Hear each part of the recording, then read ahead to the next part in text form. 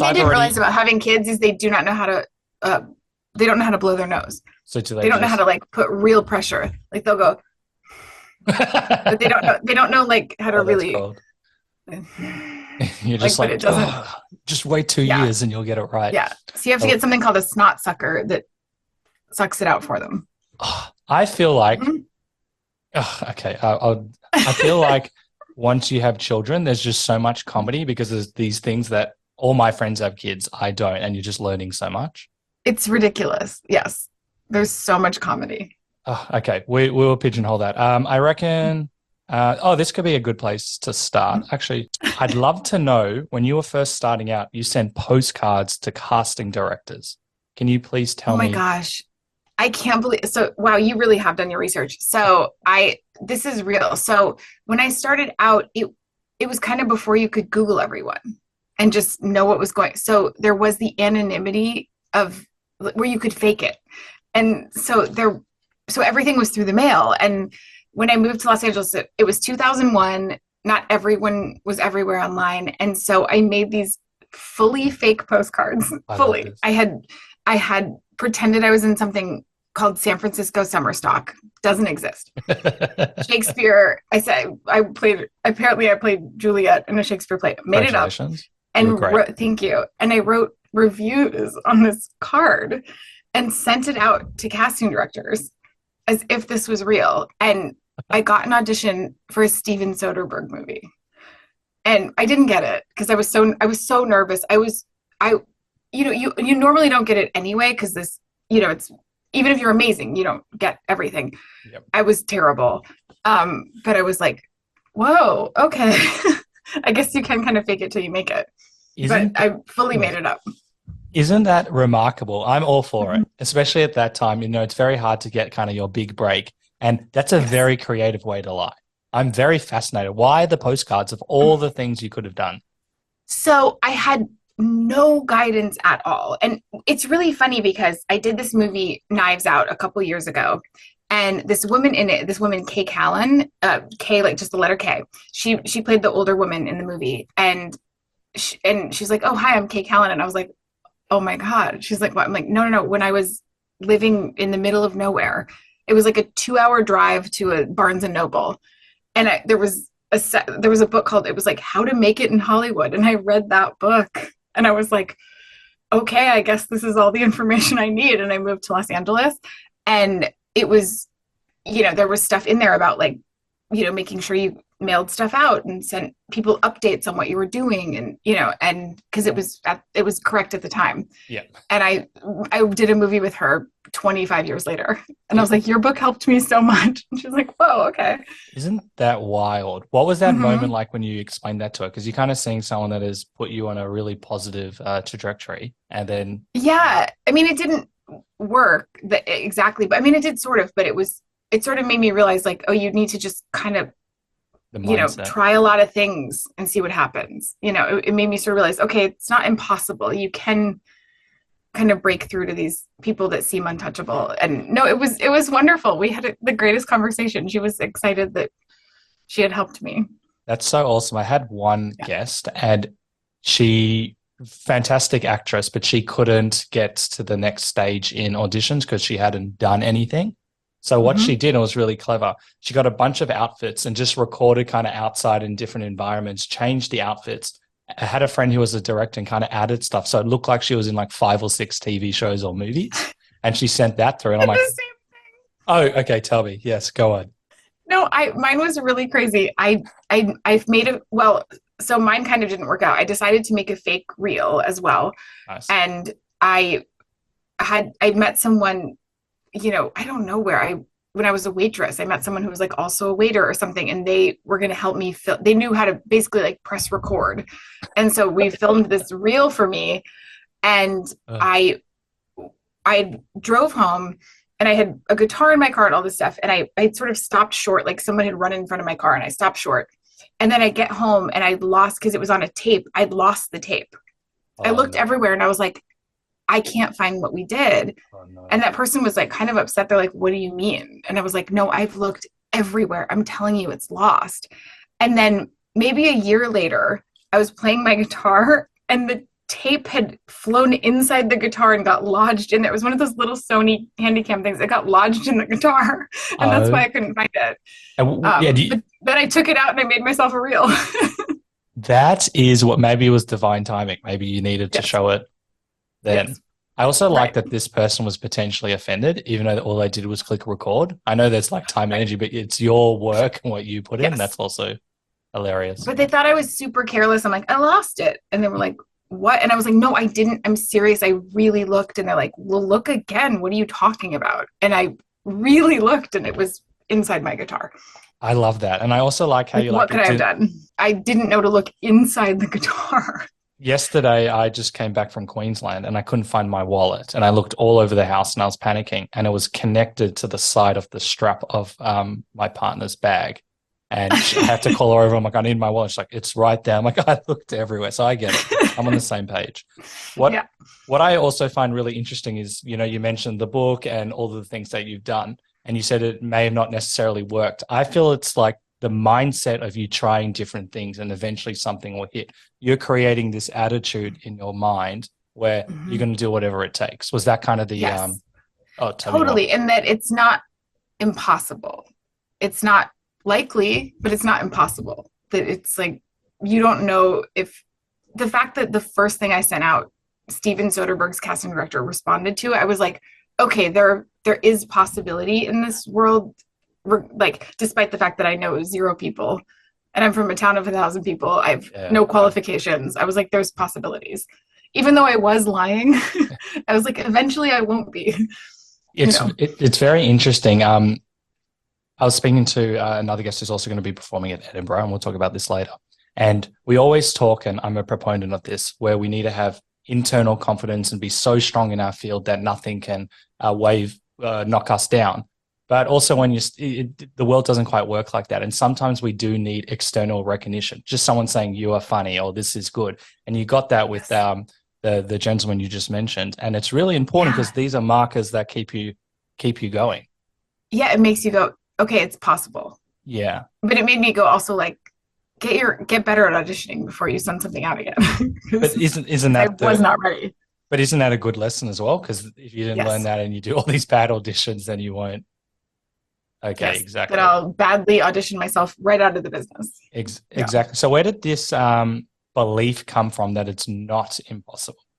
Was this? I think probably my dad. My dad has a very entrepreneurial spirit. He just always is like starting new businesses, and he doesn't really have mental limits on himself, I think. And I'm like looking, like at the time I didn't know, but looking back, I think it's my dad. Oh, very interesting. I know that he was a lawyer and he worked with oil, and he sounds like a very smart gentleman. That's really nice. He also is always like, now he owns a timber business. Now he's buying rights to this thing. Like he just is always coming up with new ventures for himself that he makes up out of nowhere. And I'm like, oh, I should do that. You know. That's very interesting. Did you ever want to go in that field? I know that you wanted to. No. Yeah. Okay. So you knew at the age of it. Oil and gas law was not calling out to me.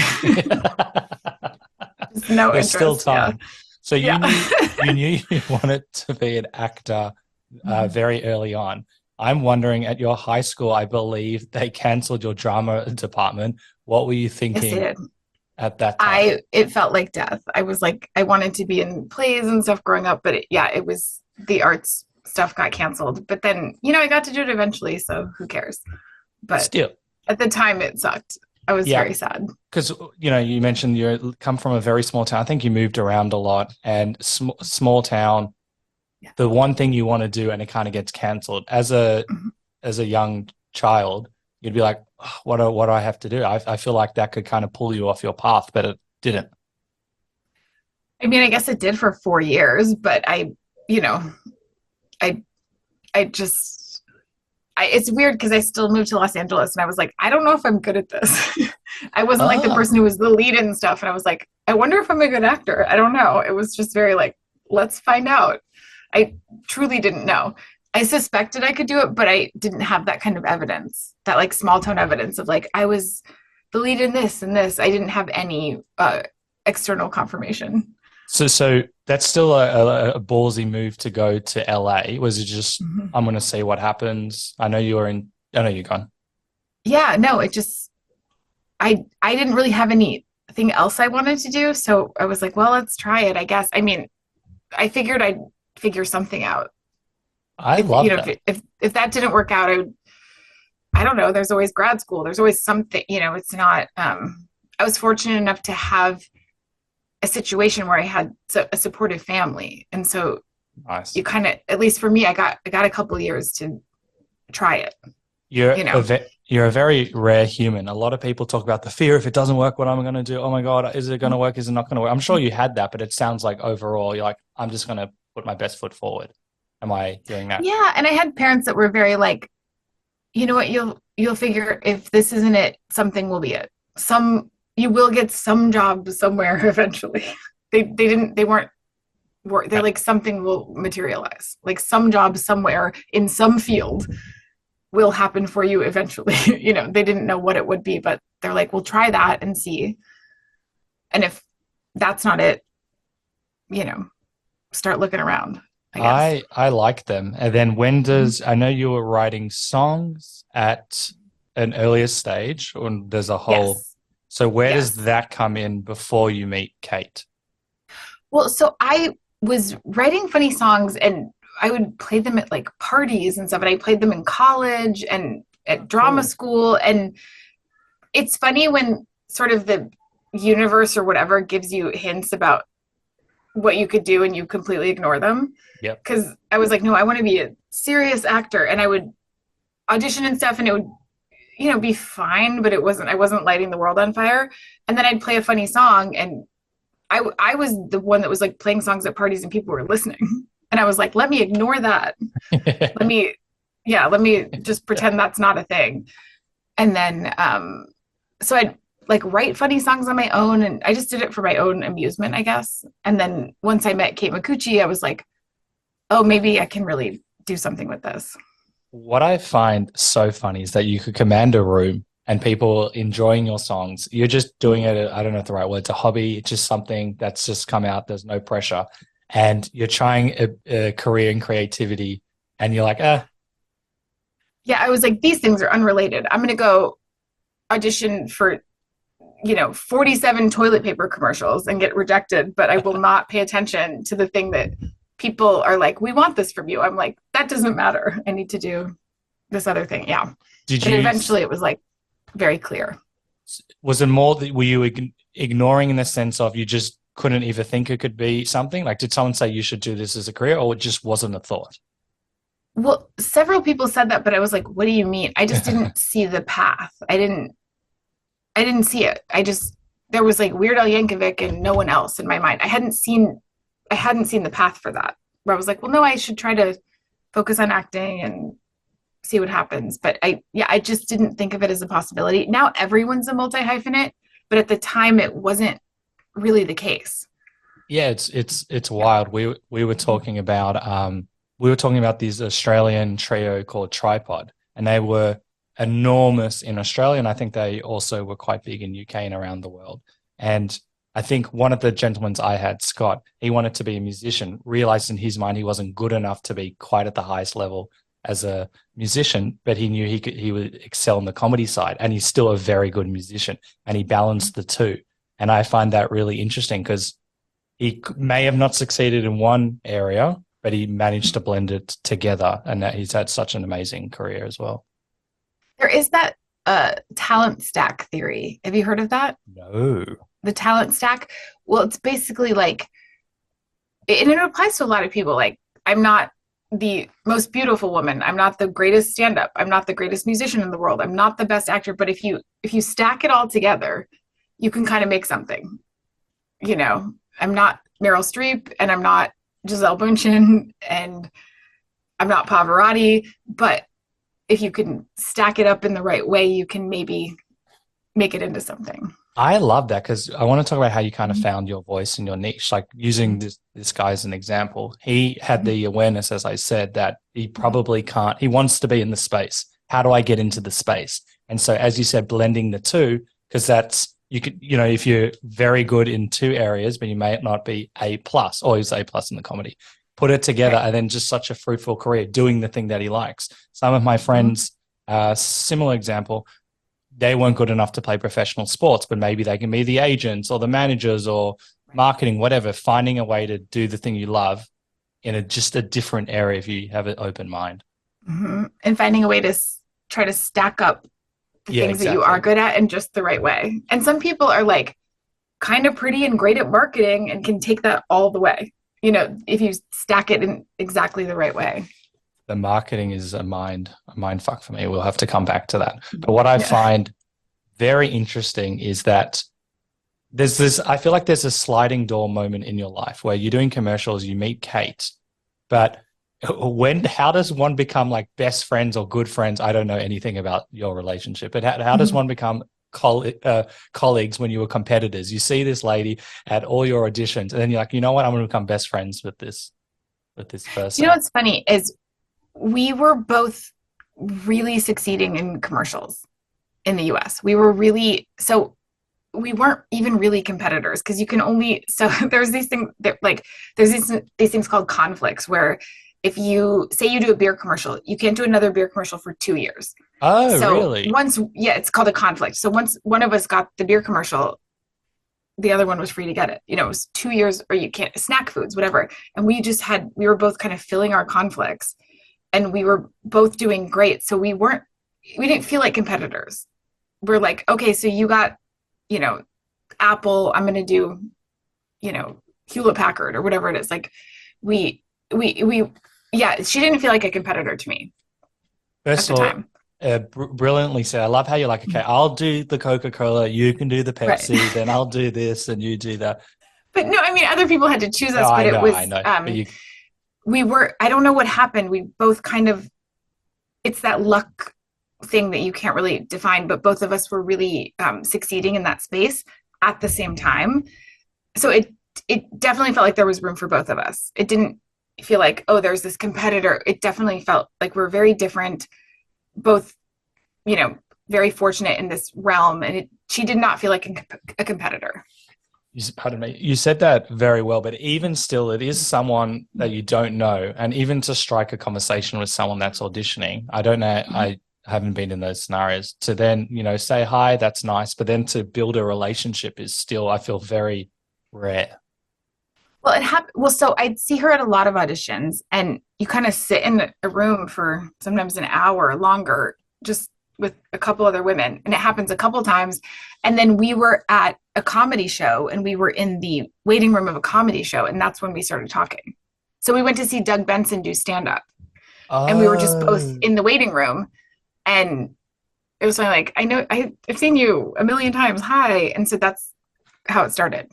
That is wild. I feel like there's you correct me if I'm wrong, maybe a universe where you don't strike that friendship. And do you ever think about do you ever think about what would happen? No, I mean, I haven't thought about that, but yeah, there is completely there was a universe where that wouldn't have happened, but it did. And we just had that kind of instant chemistry.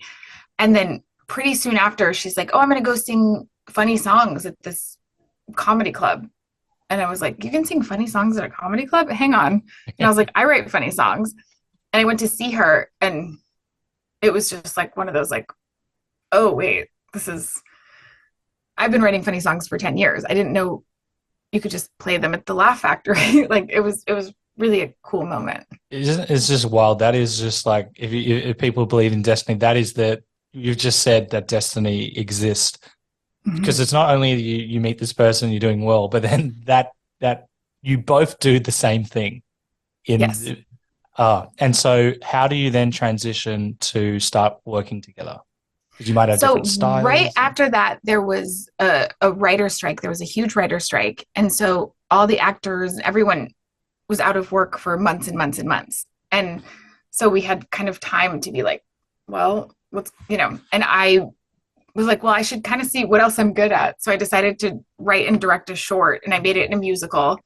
And I called Kate and I was like, oh, do you want to be in my short? And I'm going to write songs for it, and we should write the songs together. And she's like, yeah, okay. And so we started writing songs together, and it was so fun. that it kind of went organically from there. And one of the songs we wrote for the short, this is a totally true story. So I was leaving the country to do a movie, and my parents were like, "Oh, we want to see the song." And there was like a service, like a file sharing service called YouTube that I didn't even know was like public in that way, because it wasn't even popular. And we uploaded a video of us singing a song on my couch to YouTube, and I sent the link to my parents because you couldn't email it. It was too big.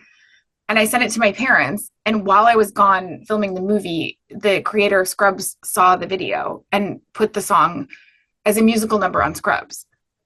So that's how it was, fully accidental.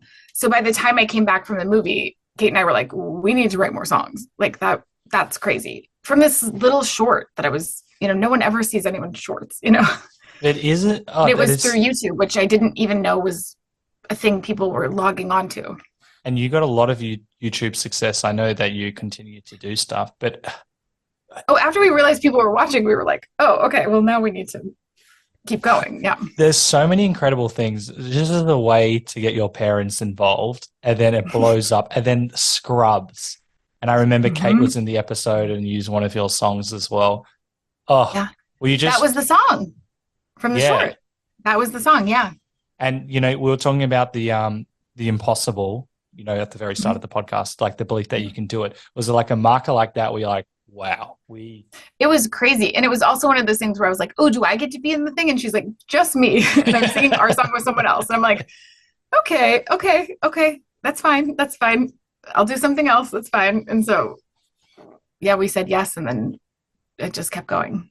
And don't answer it if it's going on tricky territory. I still feel like it, obviously benefits Kate because Kate grows and then that's more eyes on her. But how does it work then with the song? Because it's still your song. Do you know what I'm saying? Like it's your song. You then have to give permission to go out there. Did you get rewarded? Oh, I signed it immediately. I probably made $6. I don't know. I was like, yes, sing my song on Scrubs. I was like, yes, so please. Oh my God. Yes. Hell yes. I was thrilled. Amazing. Like, yes, I don't know who would say no to that. Yeah, I know. So what I've learned, we mentioned tripod, and I've had many comedy duos or trios, many on the podcast, and you talk about like an ego aspect, and there have been like tricky situations, and we can go as deep as you want. Otherwise we can move on. But I feel like the reason that you've been able to succeed and thrive for so long is that you would have to be pretty aware of your ego. Obviously we're not perfect, but knowing when you're like right and wrong and when to vocalize, I feel like that comes a bit more naturally to you. Well, I don't even know that it comes naturally. It's like at that point I'd been in Hollywood for, 8 or 9 years of people telling me I was nothing. And then someone's like, we want to pay you to put your song on Scrubs. I was like, yes, please. It was like that initial disappointment of like, oh, okay, I'm not going to be on Scrubs, but my song's going to be on Scrubs. It was a positive, Yeah. Yeah. Like, I'm not going to take nothing, I'm like, oh, yeah, yes, I would love that. It was a thrill. We were nobody. We had a YouTube channel that was the first half of my email address, and we got to be on Scrubs. Like that was a dream. I thought 0 things were going to come from that. So the fact that anything did was a dream come true. I like your mindset. And I think it's also really interesting because I think this is kind of crucial to your story about moving forward and not giving up, which is what I've been alluding to. You mentioned the writer's strike. I think you said 7 or 8 years in the business. And I think you had $1 Million Baby. Correct me if I'm wrong. Yep. That was my first movie. Crazy. And, yeah, which is first movie. That's wild. And, I think you said that it was a bit slow for you which is crazy to hear. Like people have heard your resume and they see all the things you've done. They'd find it crazy to see that. Knowing that you didn't give up, the writer's strike would have ended a lot of careers. There would have been a lot of fear, panic, all these negative emotions. Yeah. And instead of which you obviously would have to some degree, instead of being like, what am I going to do? Because this could have ended your career. You decided to kind of go with the punches, if that sounds right, and actually create and put yourself out there and like start a blossoming career. Well, that was kind of I actually did have the fear of like, oh, this writer's strike might end my career. Cause I was in sort of that, I was in a level where I'd booked a pilot and but it didn't go. And I was booking. So I was in that sort of, you know, like the claw that like picks the teddy bears in the grocery store. Yeah. Like I was in the box of teddy bears. Like I was in there, which I hadn't been before. So I was in the thing, but Yeah. I hadn't been selected. And I was like, oh, I feel like all the teddy bears were all in jeopardy. So I just, because I could feel that fear of like the writer's strike is going to change things. I am in jeopardy. I need to figure out what else I'm good at, which is why I made the short. Because I was like, I need to diversify my portfolio because I just hadn't been picked, you know, or like the things I'd been picked for hadn't happened, or, you know, it's that luck element. Yeah. It's a mature outlook because you could be doubting yourself, which you probably were, but instead of being like, okay, this is the end of my career, I'm going to do something else, you actually went ahead. So many times, whether it's a creative career or not a creative career, these things happen. Writer strike is scary as fuck. And then you're like, yes, the fear's there, but you actually did something. I find that very unique. A lot of people can complain, no judgment. I'm that person sometimes. But you actually did something. That I'd love you to explain a bit more about that. Oops. I think it's like, I guess it is almost like an ego thing where you have to be lack of an ego. You have to look at yourself realistically. You're like, where am I? And I'm like, I'm not nowhere. I have representation. I've booked a couple things. I am in the game. But if the game is going to change, am I someone who's going to transfer over to that? Am I going to be? And I was guessing I wasn't. And so I was like, I need to rethink my strategy. I need to try some new stuff, you know? And so I was like, well, what else am I good at? And then that's when I had to really think about it. And I was like, well, people always like when I sing funny songs. I was like, that's when I had sort of the time to like explore that. And I was like, I'm going to write a short that I direct and write and have funny songs and act in, and I'm going to do all the stuff and see how that feels and see how it goes. And that's how it happened. That's so cool that you could go with that. A lot of actors, and I know it's changing. I know you said the multi-hyphenate, you need to do a lot of things, and no judgment, but we've heard this heaps on the podcast where an actor can complain, and we all complain, I'm not getting any work. But instead of just being like, I'm not getting any work and being disillusioned, you did something. And that can be still very hard and fearful. And even to put the pressure on the songwriting, on the performance, can also be scary. I love this. It's a message kind of everyone that you can still thrive when environments aren't necessarily allowing you to thrive, that you can go different ways. It's very empowering. And I've had both. I've had times where I'm like, why aren't I in the running for that? I've had certain things where I was like, why aren't I in that room? Like I have it with songwriting specifically. Like before I started working in animation for songwriting, I was like, why don't I get a meeting for that? How come I felt like all the male comedy singers were getting meetings for that and I wasn't, and I didn't understand, and I felt frustrated by it and had no solutions. I was just like, this sucks. But then other things, like I understand that, you know, other actors have more like financially it's better to cast them over me. Like I could see that. But then other things I was like, no, I don't understand, and I just feel frustrated. I hear, you know, so I guess I have a combination of both. Like would you want me or Scarlett Johansson? Everyone would want Scarlett Johansson, and I understand that. But then other things I was like, I had the opposite where I was like, why aren't I in that room? I only feel frustrated. So I've had both. And every single person on the podcast has had a lot of the latter as well. How do you kind of like move forward? Because from the rejection point of view, and just as a preface to people, like sometimes it might have nothing to do with you. They're thinking something very specific, or more from the rejection side from auditions.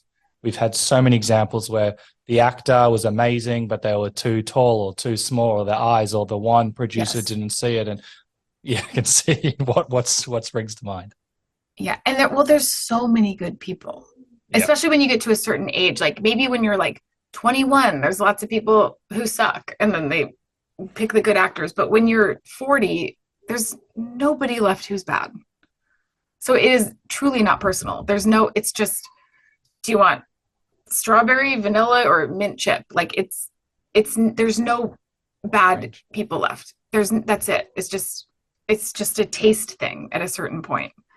Because anyone who's not good, talented, nice, whatever, they're gone.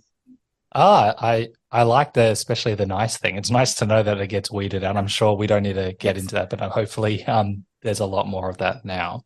Well, totally. If someone's not pleasant or someone's really awful to work with, they also usually get weeded out. It's, Nice. I'm sure there are exceptions, but for the most part. Oh, nice. I'm glad. I'm glad that Yeah. hopefully more environments by far have been better. I can see smiling. Yeah. So I feel like you also would have had to have a shift in mindset from the rejection. When you're starting out, you mentioned you're in the pool, but you're not necessarily, because you can be in the top 10 actors, do amazing jobs. All the 10 would be good to do the role, but one gets picked and you don't really get a Yes. prize for coming second place. So I feel Yes. like you would have had to have made a shift with how you handle rejection, because it would be probably quite confronting as a young person dealing with Yeah. it, and probably so much because you only get Mhm. one roll out of the 100 or the 1,000. I don't know what your ratio Yeah. is, but it's Well, it's low, and I've been lucky enough to have enough crumbs along the way to keep me going. yeah. Because I think maybe if I hadn't had those little bites and those little bits of moving forward motion, I think I probably would have found a different career, or maybe would have been a writer or something totally different. But I did have enough along the way to go, okay, no, I think this is still it. And I feel like there's a strong drive and passion as well, that you really like it as well. Because if you don't have that, you I wouldn't have been do. able to. Yeah, yeah. No. Yeah, you do anything else. Nobody, yeah. No, Just because nobody would pick this. just Yeah. from the rejection side dealing, and as you said, a pilot that didn't go, I'm sure you've had many opportunities with like, we're going to get you, and then it doesn't go ahead. The show doesn't work out. Maybe Mm-hmm. recast, or someone got a different actor. Okay, a lot of nods. What springs Mm-hmm. to mind? I so many that I wouldn't know where to begin. Yeah, yeah, So wild. so many that I wouldn't even know where to start. Like I don't know how many pilots I've done that didn't go. I didn't like I it's just been so many. We Yeah. we've had I think one guy was in 30 inverted commas failed pilots. A few ladies, like 15 more. One person was named the pilot killer, and executives were calling this very successful person. Like, wow. And just because people don't, if you're not quite in the space, people don't understand. Let's just say you're getting a pilot. You think your life's going to change, especially at the Mhm. start, because the money's going to be there. You're going to be surrounded. You're going to collaborate. Your eyes are going to be on you. And then you're like, finally it happens. Then bam, doesn't happen. So It's over. Yeah. what, what No, do I've you, had I've had tons of those. I don't even know. I that's my life. I don't know. I don't know what to say to that. It's just the truth. It's just what most people deal with. it is, but what I'm fascinated about, and I've said it, and I'm going to say it 100 times, it is a rare human to be able to, take that and not just, and a lot of people do it. They can have a great career and then leave, or not quite get there, and they can be brilliant actors, comedians, whatever. But it still takes something in your mind, and it's not just limited Mhm. to creativity. It can be entrepreneurs, it can be even an accountant, where you're receiving all, there's a big high and then a big low. And to be able to manage that can be very hard. And I feel like although you're still going through it, there's been a secret ingredient, or just something, whether it's the passion or the drive or always looking forward. Yes, you feel your emotions. Has it always been like this, or did you figure out you had to kind of change your mindset or do activities, or yeah? I think I've always been pretty resilient. I think that's always been true. But I do go through periods where it's worse and periods where it's better. Of I course. I definitely go through ups and downs, or periods where I think something's going to be one thing and it's not. Like it's funny because my biggest Hollywood heartbreaks are things that you've never even heard of because they didn't happen. Mm. So they're like projects that were so close and then fell apart after 4 years or something. Like those are like those are the ones that still kind of sit on me.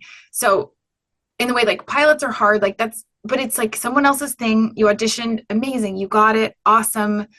It was a few months of hope and it didn't go. But the things that are like you thought of yourself and you like blood, sweat, and tears for years and years and years and years, and they fall apart. Like that's those are the hard ones.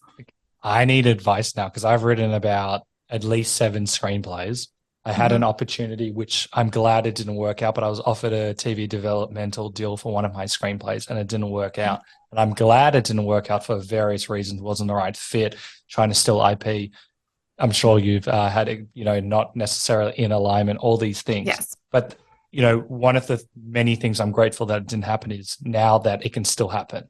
Whereas if I would have signed, it wouldn't have happened, most likely. Yeah. And the thought of me writing something, and I know I'm a bit delusional in this sense, writing something that doesn't get made genuinely scares me. And I haven't even put something out in that type of market. So you put in, for example. I have a lot of it. I have a lot of it. So like whenever if you look at my IMDb and you see like a gap of like 2 years in my resume, like I was fully on some other thing. Yep. And it fell apart. So I've had so many things that fell apart. Like countless, really. I like that you're smiling, and we'll talk about your Edinburgh show in a while, because it seems like you go through it, you feel wait, it. you just cut out. Oh, sorry. Can you hear me now? Oh, there you are. Oh, yes, There you are. Hi. Yeah. That's interesting. That's never happened before. We'll talk about your Edinburgh in a little bit, your Edinburgh show. But I feel like, I forget what I was saying. I feel like the way that you're able to laugh and smile at a situation means you're able to kind of process quickly, whether it takes months, years, or whatever. You can still kind of see the comedy in it. And even this is a great example. You did Another Period, which was very popular. And thank you. I have so many questions on this, because also I know you're the showrunner on it, and it's something that I want to do. But maybe I'll start with here. With Another Period, you wrote it with I forgot her name. Natasha Leggero. Yes, thank you. And you were actually rejected at the start. And normally when you get rejected, normally when you pitch something in Hollywood, from what I hear, and it gets rejected, it's game over. But not you guys. It was accepted and then rejected. And you guys, I love this. This is so inspiring. You're like, no, we're going to work on it and we're going to get it out there. Can you tell me a bit about that? Because that is amazing. Well, we had this idea and we wrote it, and in our minds, we knew the script was super funny, but we also knew that it didn't quite translate. We're like, we could picture it. And so we're like, we need to make a short. And so we made another short, like sort of a high budget short. And nice. We took it out and pitched it as a show, and all the meetings went really well. Like usually these meetings, everyone's like, okay, thank you. Great. Bye. These meetings were like 2 hours plus. Like we're like, oh, wow. These are going well. Yeah. It would be with the head of the network for 2 hours, and then it didn't go. And we're like, there's a disconnect. We're like, we need to know and we asked our agents to get feedback on why they didn't want it. And they were like, well, they said no. And I was like, no, let's see. And, some of them, actually, this was back when people could say it. They'd be like, we already have a woman show on our channel. So people would put that just in writing back then. Yeah. So like, oh, okay. But other people, the feedback was, they're like, we think it's hilarious and we don't see where it goes as a show. And so we were like, what if we show them where it goes? Like, because it was really consistent. I've had other pitches where the response just wasn't there, and then I let it go. But the pitches just went so well that we were like, something's off. And then they said they couldn't see the future of it. And so we went and we wrote the pilot on spec, and then we wrote this like 40-page document about every season, every character, about where it went. And then we sold it. That's so good. I had sort of similar advice with one of my earlier shows. I had a meeting with a lady producer here who has all the connections to Netflix. And she gave me advice. I don't know why she took the meeting. First thing I ever wrote, it was not good. She was very kind, but she's like, you kind of need to have a 10-year outlook. And it's actually similar to what you say okay, you've got one script. That's not enough. It can be the world's best script, but people want to, on the other side, people want to make money. Is it going to get to season 1, season 2? So now I've created not quite 40-page, but in one of the scripts that I almost sold, I've got a very comprehensive TV Bible. These are the characters. These are the episodes. This is kind of the tone that I'm looking for. This is what will happen in season 2 and season 3. And you don't see that necessarily from the creative side. Like I just thought I can write my scripts and it'll get made. But there's a completely different element to it, the pitching, which I don't even know how they're going to invest millions of dollars in you as a showrunner. They have to believe that you personally can do it. Yeah. You have to show them somehow that you are capable of this. Yeah. And it's kind of a skill that doesn't necessarily go hand in hand with being a creative. You can be the best songwriter, comedian, writer, but now you are the head writer, the showrunner, and you have to be very strategic did you Yeah, just some kind of people's personalities, they don't enjoy show running. That's not yeah. for them. That's, some people are like better at screenwriting, which is like a solo activity. They don't want to do a million conference calls, and they don't want to hire people. They just want to write and move along. And then show running is not for them. So where did you kind of, I think you two were calling a lot of people, anyone that had directed or show run, like, give me advice. So did you just figure it out on the fly? Like, did you even know what show running was? We did not know. But I'd had a show that I sold right before that, and it was very fraught. And I was like, I don't want this anymore. All I know is I don't want this. So I need to, if they'll let me, I need to be in charge. And then I had to figure out how to be in charge. And how did you find that? Because you mentioned it's not for everyone. You figured it out on the fly. How do you feel you went? Like, is it something you want to do again, or only if necessary? Oh yeah. Well, for example, Natasha and I sold another show. Oh wow. It was we sold a show to Fox called Buffalo Tens like 3 or 4 years ago, and it was in development for years. And then just recently they decided not to make it. Does that mean but it was a lot of Does that what? mean you can now take it and sell it somewhere else? Or it means it's Sure, but it's harder. It's hard to do that when it didn't go. But we tried for a long time, and we wrote several episodes, and we did this like filmed table read for them, which we cast all our friends, and there was like multiple cameras, and we had to edit it and do this whole thing, and we had to make a website with where all where the show would go. We had to do all this. Didn't have to, we wanted to, so we did all this stuff, and then they had to announce the shows, and ours didn't go, and they only picked up one comedy total. So what's the and they made like a lineup that there's like 4 shows usually in the lineup. They picked 3, and then they have like a blank spot. So ups and downs. What's the mourning and grief period like? How do you bounce back? Because you're smiling, you've obviously processed. I don't know. I'm just like, it sucks, but I'm also like not out of ideas. So I guess I keep going. I don't know. It's a bummer. Like, I wish they had made it. I know our executives wanted to make it, but there's so many factors, that go into it. There's so many things that make it right for that network at that particular time that are not personal. And we worked on it for 3 years with them, so I know they liked it. It wasn't that. It was other things that were outside my control. So, maybe I'll make another show with them, and it'll be the right show at the right time. Who knows? Because I actually loved the process of working with them, and my executives were awesome. But yeah, it's disappointing, but maybe something will be the right thing. I don't think you understand how rare this outlook is. You put in, I know it might not feel like that every day. No, it sucked. I cried. Yeah, it sucked. Yeah. But you're being honest. You went through it, you felt it, you experienced it, but you're like, it's not the end of the world. And it didn't feel personal. It felt like, it's a huge corporation. Yeah. They have to choose what they believe, it's a $1 billion corporation. They have to pick what they think is the right thing for their net, They don't have anything against me. They just didn't pick it. All of that's true, but it's easy to go into a victim mindset. And so I think that's it's very cool. And also, which is really important, there can be beliefs, especially in the creative career, where you're worried this is your last good idea. And you said something which hopefully challenges every single person, regardless if they're in a creative career. Everything can be creative, where you're still full of ideas. I don't think ideas end. The only thing, I don't have victim mindset about show creation, acting, writing. There's just, the only thing I sort of have a victim mindset about is the comedy songwriting stuff. Like for example, the I'm Just Ken song, which was fantastic. I love that song. They crushed it. I was watching at the Oscars going, why didn't I get the meeting? Not like, why didn't they hire me to write that song? Why aren't I even in the running?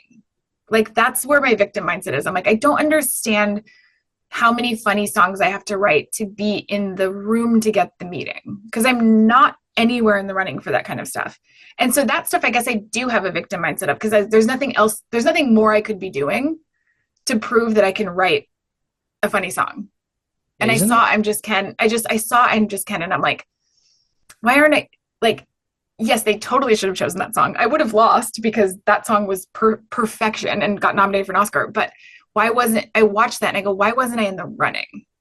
So that I fully have a victim mindset on. I'm like, I don't understand why I'm not in there. I don't understand it. Have you? I don't know the answer because people have heard the resume. But did you do? You did Lego Batman, right? As well. You've done a Yeah. lot. Yeah. I saw. Did you do Everybody Is Awesome? Yep. Yeah. So that like the catchiest song of all. Like literally Everything is awesome. Yeah. And yet. So that's what I mean. So like I'm both things are true. I don't have a victim mindset about show running. There's a lot of people who are amazing. You know, I'm not Shonda Rhimes. She's a better showrunner than me. But I'm like, as far as like comedy songwriting, that's where I have a little bit of that victim mindset. I'm like, why aren't I in that room? I don't understand it. I don't either because I Yeah. see you as the forefront of musical comedy as well. Yeah, I don't get those meetings. Is I it? don't get them. And I have no idea. I'm sure you've had the discussions with the agents and the manager. Is it just like people don't really think in that regard? Because sometimes it's hard to put a face to it. They're like, oh, that person. Or is there? Well, it's not personal. Again, it's not personal. For some reason, I'm not in the conversation, and that stuff I don't know why. So I think it's not fully true with me where I'm like, no, optimistic, whatever. I feel like in certain regards I am, and in certain regards I'm like, what's going on with that? Why aren't I in that conversation? What I'm more impressed about is I think to just be 100% optimistic and it's all rainbows and sunshine is actually not healthy. What I'm particularly impressed is that despite, and you've said so many things that could stop one from having a career, despite all of that, you feel it, you go through it, you're human, you cry, you do all the things, you still continue. That is very hard. That's the thing that I'm so impressed with. You're not going like, you're feeling it, you're in it and you can move forward. That's the rare thing. Maybe I have a solution and then we'll change topics. Send postcards and maybe like you click and that's how we're going to get it out. We're putting it out. And they wouldn't have to be a lie. I'd be like, find a female comedy songwriter with more stuff than me. Like, that would actually be real. I wouldn't have to make up like San Francisco summer stock. I could be like, find them. You can't like meet with me, please. You know, please, I'll do anything. And come on, just put me in the conversation. Well, we're putting you in the conversation. This is going to hit all the agents, the producer, whoever, they're listening to this. And game changing right now. Yeah. And musical comedy, have you written? I think you were writing. I don't know what happened. I heard this podcast like 8 years ago. Writing a musical comedy with Kate. What happened? Do you know what I'm talking about? Which one? Oh, okay. I write so much stuff. I don't even know which one. Which one do you mean? I don't know. I don't know what the name was, but you have been writing musical comedies and stuff like that. So. Oh, yeah. It's all out there. The next Book of Mormon coming your way. That's what we hope. Yeah. I'm trying. Cool. Yeah. And so I'm glad next time we'll chat, you'll be like, yeah, I did this movie. Like I've done all the Mario Brothers. Yeah, there's this movie Barbie too. And somehow I wrote it was also I'm funny. Not Just Ken. Yeah. With the Ken song, Ryan Reynolds, right? I actually haven't seen Barbie, but they're singing when they won the award. I see there was a clip of him giving a reaction like this one, which I found so funny. Yeah. Anyway, well, no, Billie Eilish won. Oh, I'm Just Ken was nominated. But Billie Eilish won the Barbie one. Yeah, that song was fantastic. I loved that song. The Billie Eilish Barbie song was so good. My girlfriend, she loves it. So I don't know which one's so good. Both of them were fantastic. The I'm Just Ken was a comedy song. The Billie Eilish song was a more serious song, but they were both awesome. They were both nominated. So it's nice that one of them won because sometimes if two songs from a movie get nominated, they kind of cancel each other out. Yeah. So it was cool that one of them won. Got it. It's very interesting in that regard. And we were talking about your songs. I wrote it down. I love, and I think you mentioned, I don't know if it still is, this is one of your favorite songs. I think it's called Such a Loser. It's about failure. Yes. Can you tell me how that came about? Because that spoke to my soul. Well, I have had just tons of failure. And I had to like reframe it for myself where you feel like a loser. And this is not unique to me. Any woman in comedy gets all sorts of comments online. You get all sorts of people saying all sorts of things. And so I had to reframe it for myself and like, no, Well, because I always felt like, obviously the people who are winning, they're winning. That's not disputable. But it felt like to me that people thought like it was like winners and then commenters and then people who were losing at stuff. And I just think that should switch. I think it should be winners, losers, and then the commenters are at the bottom. It's like people who are actually trying should be like second. They're not first. No one thinks they're first, but like we should be like second. I agree because Yeah. I know like, and I've spoken about this a little bit in my early environments, like growing up with like guys, Australia has a thing called tall poppy syndrome where a guy would always put, and I'm sure the girls do it in a different way, but the guys were putting each other down, like, and it's kind of like an environmental factor. It was scared to put your hand up and say, I want to try because you would be kind of shot right down. And it's really unhealthy. I'm sure Americans have a similar culture. And it's everywhere. Yeah.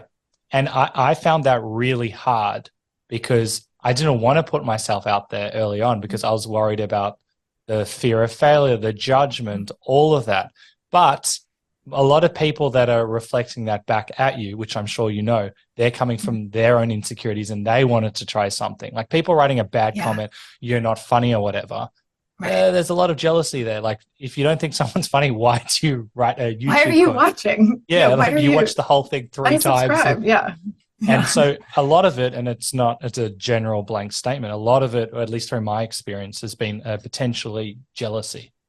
And I feel like you figured that out as well, knowing that, putting your hand up. But I've had so much failure and so much rejection that I literally wrote an anthem for myself to keep myself going, which is that's such a loser. I was like, no, I'm like, it's an anthem for people who lose a lot because it's hard. At least they're trying. It's interesting you call it a lose, and it was the right word, but loser. But if you hear the song, it's not a bad thing. Yeah, I'm going to put in the episode notes. I want everyone to listen to it. And so was it quite cathartic to get that out there? Because it's got a higher meaning as you, go on. Totally. And I've had so many people tell me something similar, which meant a lot. So many people have talked to me about that song. You talked about that lady, I've already forgotten her name, where you read her book 25 years later and then you meet her and Kate now Yeah. And now you're having that experience. Did you think when you wrote it, this was a banger? Like what was the mindset? Or was more? No, because it's not a funny song and it felt like just tacked on, where I was like, oh, can we also put this on our album? Because it's not our typical thing and we never played it live. It was just sort of an extra song on the album that like I wrote those words for myself, so I was surprised when people caught on to it. I'm very proud of you and to hear and so much positive responses. That's so awesome. It's amazing what a song can do. And I know that sounds very lame, but like when there's like heart and meaning. And also it's also interesting, like some TV shows, I forget the name, where it's like a comedy and then season 2, it's not funny and it's not judgment. The show just goes a different way. It's nice to know like you didn't have to limit yourself. You might not want to perform it live for what you just said, but you found something, it's good. I'm still going to use it. It's nice that you could kind of like not be so rigid as well. Yeah. And you're now performing at Edinburgh, which I'm very jealous that I won't be there. And I heard I'm you. So excited. When do you start?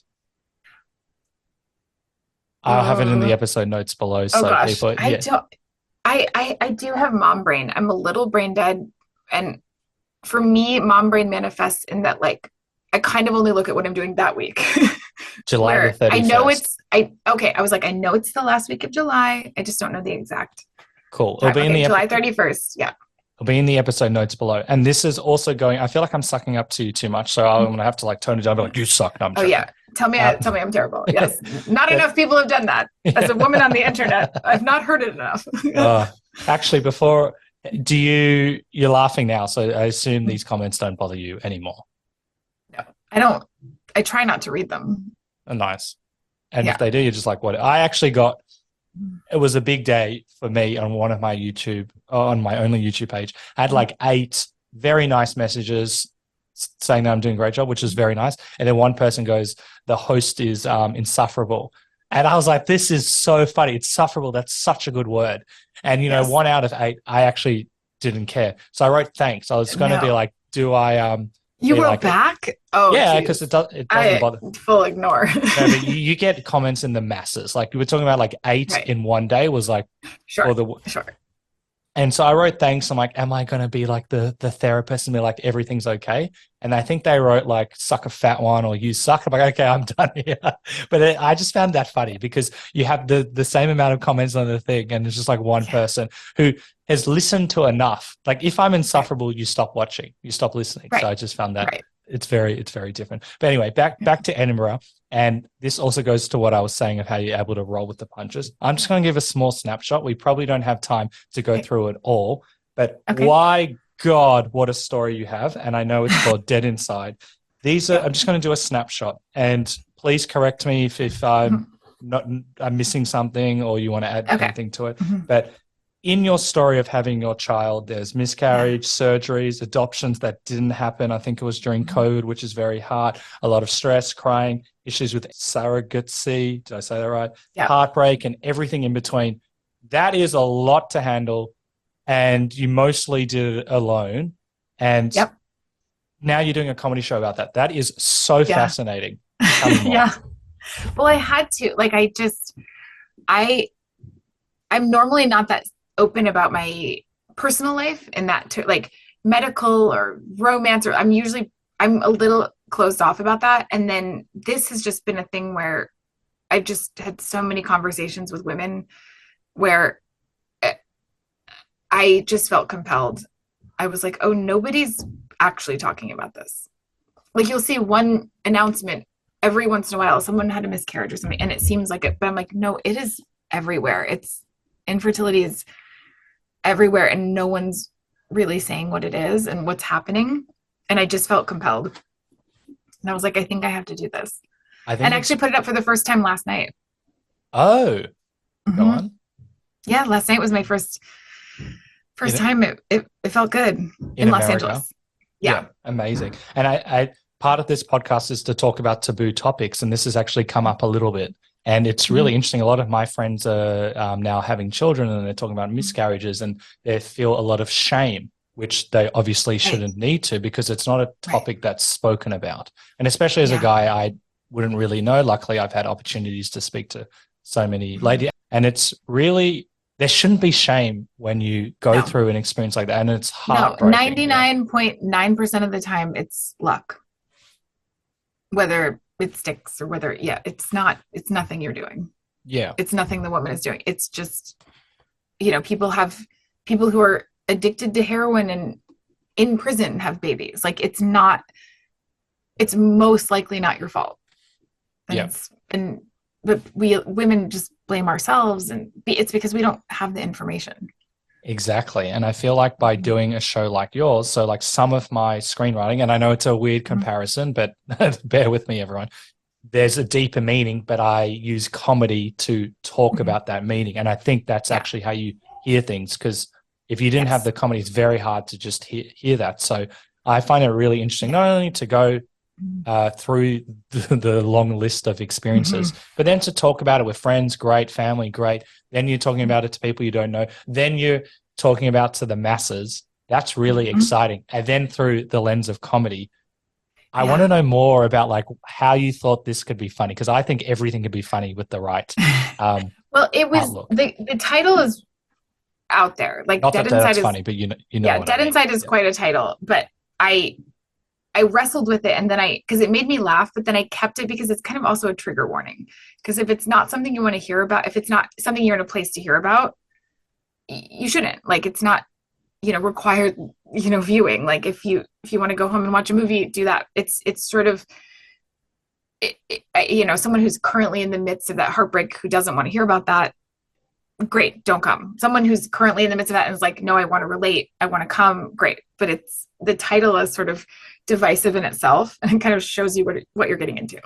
I also feel like you don't need to be a lady, not that you're saying this a lady as well, you can be someone like me to hear it, because given your style of comedy and what you've been able to do, it'd just be interesting to hear as well. So I think that's also cool. Yeah, last night at the show, it was kind of 50-50 men, women. It was cool. I didn't quite make it. I was crying. I didn't quite make it through to the end, but I did. It ended. But the first run through was tough, but I'm doing it again tomorrow night. So hopefully I can power through more. But even the crying element, it makes it more real. You're able to like, hopefully you don't feel any shame or any embarrassment or anything around. No, Yeah. no, I didn't. I felt supported and, but I want the show to be like, you want it to be about the audience, not yourself. You don't want to be like, I'm going through something. You want to be like, I'm putting on a show for you. Yep. So I feel like I am still transcending that I'm feeling something to I'm putting on a show for you. Hopefully I will soon, but it's such a personal topic that it's a process. I feel like you're still doing that and being a little bit hard on yourself, but especially by the time Edinburgh happens, I'm sure it'll be perfected. And I hope so. no, we know so. And so many more questions about it. It would have also been quite cathartic because you're smiling, that's not easy to say the least. And so that's why I say, like, with the way that you're able to process, like we talked about that song, Such a Loser, I feel like your creativity is a way to process things as well. Yes. Yeah. I'm lucky to have that. It helps me. Yeah, it helps me do it. But this show's I started writing it last August. Yep. And it's been kind of wild. It's been a really new chapter for me. I'm not used to working alone. I'm not used to being so vulnerable. I'm not used to talking about things that are so personal. It's been a real departure, but hopefully like a natural evolution. I hope that it seems like that, but it's been mental gymnastics to get to a place where I can do this show. I'm sure it would be. And also from the collaboration side, you've done so much performing. Well, also as an actor, you even though it's like a team sport, you still do it individually. So hopefully that also helps. But also with Kate, you've performed so much with her and you've obviously got your styles of how you work.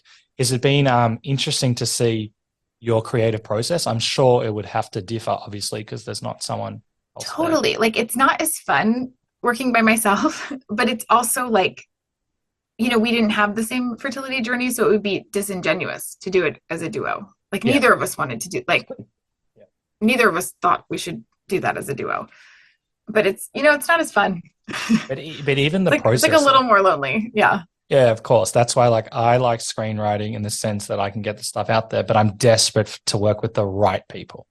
And, there's highs and lows. But anyway, to what you were saying, I feel like you would have learned a little bit things about your creative process. He's like, I can't do that because Kate would do that. Or actually, that may have worked with the relationship with Kate, but I want to go this way. So has it been, you would have had to learn a lot in that regard?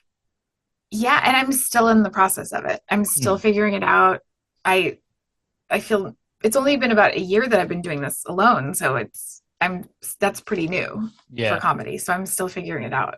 It's very exciting that you can do that because, we've had a lot of people where they go in groups and then the fear to do something by themselves can be so overwhelming, but you're doing it and giving your best go. I do keep going. I love that. I don't really stop, but I do keep trying. Will you ever release this as a comedy album? So I'm planning to in the fall. I have 2 of the songs are fully recorded.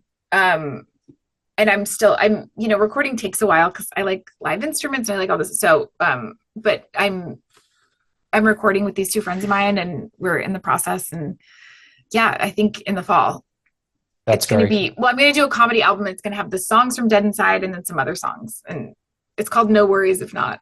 No Worries. My comedy album. Yeah. Cool. Yeah, I have to get a copy of that. What we're going to do now to wrap up the podcast is to do a rapid fire segment. Okay. So the first thing that springs to mind, I'm not going to comment on them because otherwise we'll derail them. And also I'm very excited, once again, if people are interested in the show, because I know there's so many comedy lovers, they can check out your show in the episode notes below. But anyway, back to the rapid fire. Please take your time. You don't need it's chilled. Okay. It doesn't have to be rapid fire. No, whatever comes, you can.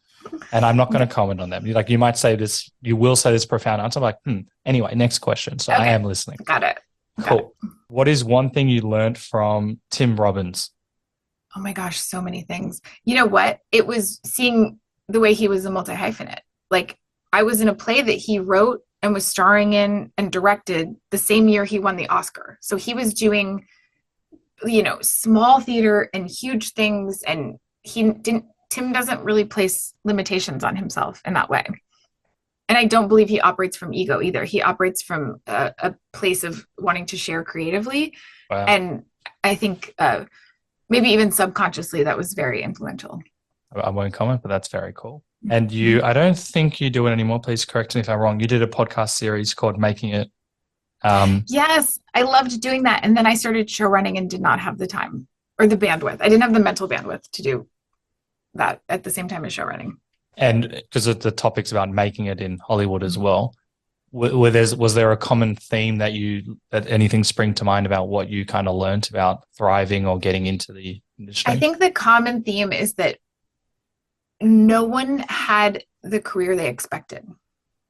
Not expected, that's not the right word, in sort of like the entitled expectation, but like nothing went the way they thought it would go. And every single person, it was much better and much worse at the same time. Certain things were way more heartbreaking than they would have envisioned, and certain things were way more magical.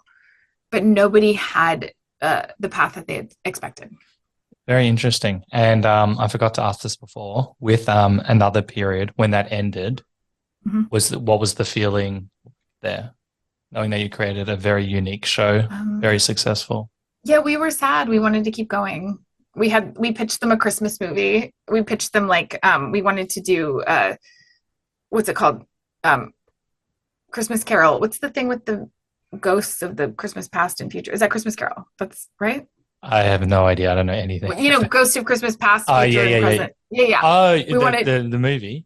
Yes, we wanted to do a Christmas movie, another period characters, and then in the end we learned that there was going to be income tax from Ghost of Christmas Future, so we fired all of our servants on Christmas, and that's how we wanted to do the movie.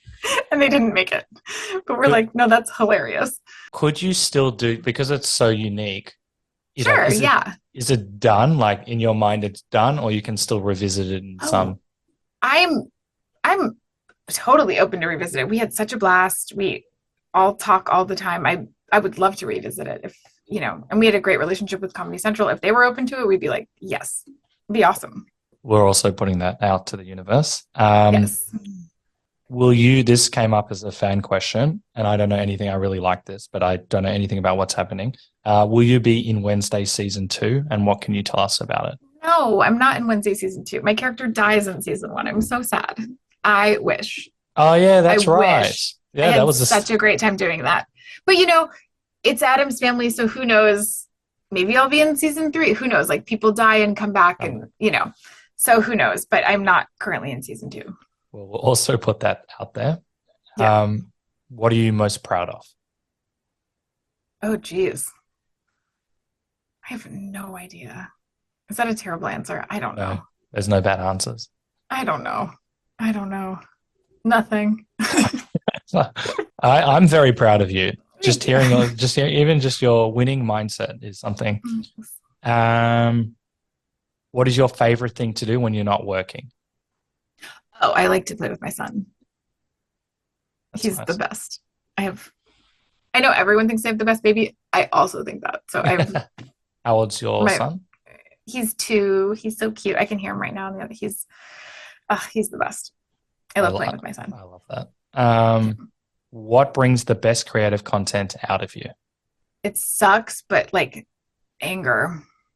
Like he said, it sucks. There's no judgment if you're getting something. Anger. No, I wish my best creativity came from positive experiences that lit me up. It's anger. But sometimes using I said I wouldn't comment, using the anger, you're channeling it in a way. For example, the failure song. Yeah, perfect. Exactly. Yes. If you could gain any skill in the world, which one would it be? I wish I was a better singer. I lose my voice so easily. My personal songwriting is limited. Like when I write for other people, like for, a stage show or something, I can write any note I want.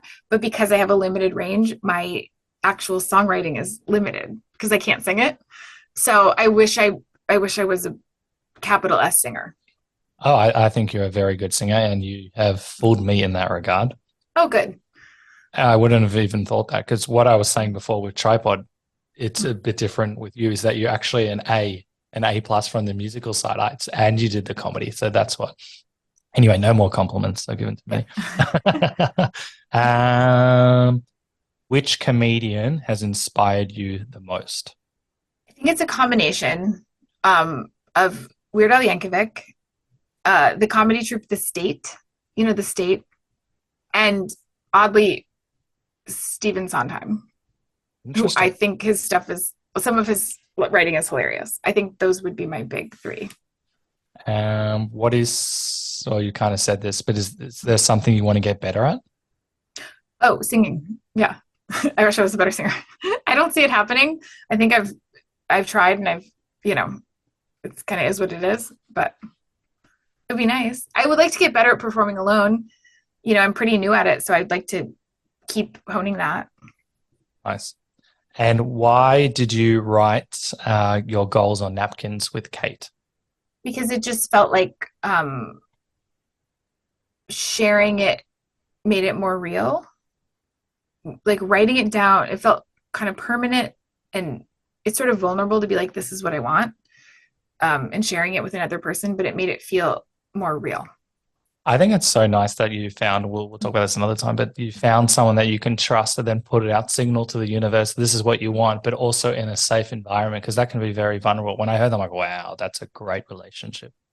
Right. Instead of them being like, that won't work. They're like, I want to do this. They're like, cool. Yeah. That's like, you don't need your support system to tell you it won't happen. Like, it's disappointing enough. You have Hollywood telling you it won't happen all the time. You don't need like your best friend being like, probably won't happen. You need them to be like, go for it. Cool. Yep. Positive cheerleaders that can see you, also can give feedback, but support you for where you are. There's a difference between, can you give me notes on this thing I'm trying, and like going, I want to be an actor, and them going, you can't. No, they should be like, awesome. They should not give you feedback that you shouldn't. Like, the world will give you enough feedback. The world will not cast you. Your friends don't need to tell you. You'll figure it out. If it's not in the cards, you'll figure it out. Yeah. There's a difference between like asking for notes on something to get it better and stating your goals and having them affirmed. That's actually interesting. In 30 seconds on that, when I showed my scripts to my friends, it's not really in the industry, they're like, oh, this is good, but I was asking for notes, and that's not actually kind. They think they're being kind by saying it's good. It's like, no, I'm asking you for feedback. You can say this doesn't work or this works. That's not what's going to get me. If you just read a screenplay and say that's good and you're not asking for feedback, then that's okay. But when you're actually asking someone, there's a difference between being kind and nice. Anyway, I put that out to the world. If you could go back to a time when you were first starting out, what advice would you give yourself and why? I would have told myself to pursue more than one avenue at the same time, for obvious reasons. I was just pursuing acting. I should have been pursuing comedy, music, writing, all these things simultaneously. That's what I would have done differently. I just hadn't thought of it. Any advice you want to give to people who want to try something different or new, but perhaps a bit fearful of doing so? I would say be very selective about who you tell. Make sure it's people who are like, cool, try it. Like, just have those, because if you're fearful about it, you don't need people planting ideas in your head that it's not good. Because like, if it's not, you'll find out. The world will tell you it's not going to work, but you need people who go, yeah, see what happens. Like, so I would try to find those people and tell them. Brilliant. Last question before I ask how people can follow you and keep up to date with you. What is the one question I should have asked you? Oh my God, I don't know. I feel like you asked a lot of questions. I have no idea. I don't have any answers for that. That's great. That means it went so well, and I've arrived. I've got nowhere to improve. So I appreciate the feedback. Before we go, how can people follow you and all of that stuff? My website, rikilindhome.com. It has all the tickets for Edinburgh. I hope people who are there come see the show. I'm so excited, and I wrote the Broadway version of Drop Dead Gorgeous. That's also premiering at Edinburgh. I'm so excited about that. I just hope people come, and I hope people enjoy it. They will. And Instagram, all of that stuff. I'll put it all in the episode notes, but just in case people are lazy. It's just my name, Riki Lindhome. Yeah. Amazing. Thank you. You have a very rare outlook and mindset on life. It's very inspiring and empowering. I loved it. And yeah, very excited for your shows. And yeah, thank you so much for doing Thank you. It was so nice to meet you. I love how Riki wrote a song, or as she calls it, an anthem to her life. She encourages us to look a bit more holistically and realize that by trying, you are already ahead of the pack. There's no shame in not getting what you set out to achieve.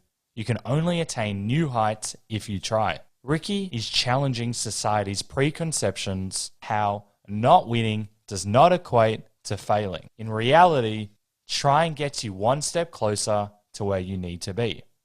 Life is simply not about winning or losing, but more about the journey along the way. So I'll leave you with this epic quote. The only thing standing between you and outrageous success is continuous progress. Dan Walderschmidt. Thank you for listening to the Funny and Failure podcast, exploring the deeper side of comedy.